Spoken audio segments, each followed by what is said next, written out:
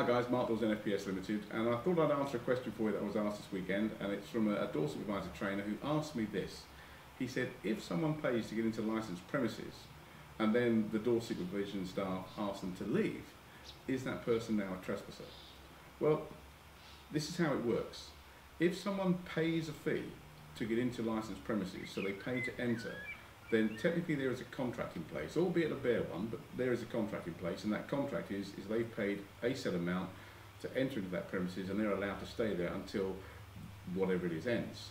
However, if they breach that contract, albeit an unwritten one, so they start to behave unsatisfactory, they become loud, aggressive, abusive, whatever, then there is technically what they call a breach of contract. And there is, of course, a breach of contract if they are exhibiting or starting to exhibit a breach of the peace.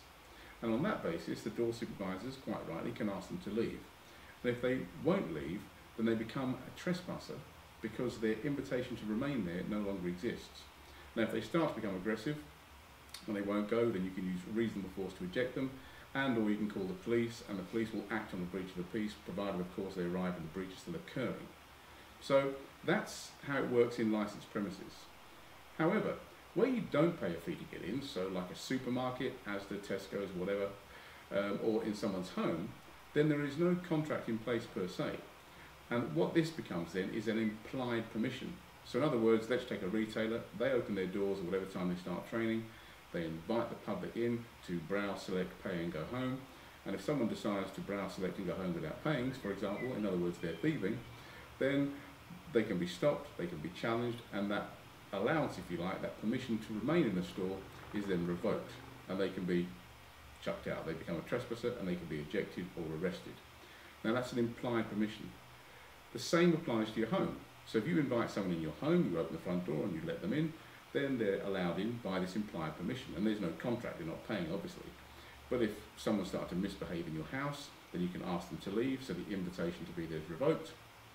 They then become a trespasser if they remain there without that permission, and you can either eject them using reasonable force, or if they're becoming aggressive and violent, you can phone the police and say, I have a breach of the peace occurring in my premises, and a breach of the peace gives the police the right to enter private premises without any other invitation, and they can then deal with that. So that's how it works. Now the interesting thing with this is where we don't pay a fee, there is this implied permission.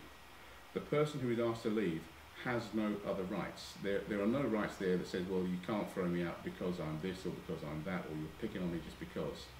Technically speaking, any shop owner, any homeowner can ask anyone to leave their premises without any excuse whatsoever, and all they're doing is removing the invitation for them to be there. They're removing the implied permission. So I could walk into the co-op tonight to buy a bottle of wine or to buy some food, and they might just turn around and say, I'm ever so sorry, sir, we don't wish you to be on our premises, we'd like to leave, and I have to go. I can argue all I like, but they have that right. There is no breach of anything on my part. The only time that would become questionable, or the time you could challenge it, is if there was an issue, say, on discrimination grounds, or sexism grounds, or somewhere along those lines where I was being unfairly discriminated against, and that was resulting in me being excluded from the store, for example. So that's technically how it works. Now, when it comes to other issues to do with squatters and to do with travellers, then there are other complications there, so I'm not going to deal with that on this video.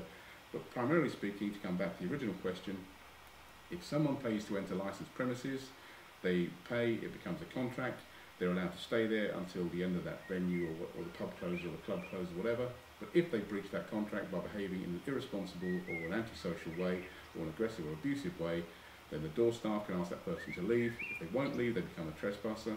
They can eject them using reasonable force, or they can phone the police, who can arrive and deal with the breach of the peace at that only time. In a shop or a home, there is no implied contract, it's just an implied permission, and that permission can be revoked at any time without any reason. So I hope that answers your question. Thanks very much for watching, and if you like it, share the information. All the best, take care.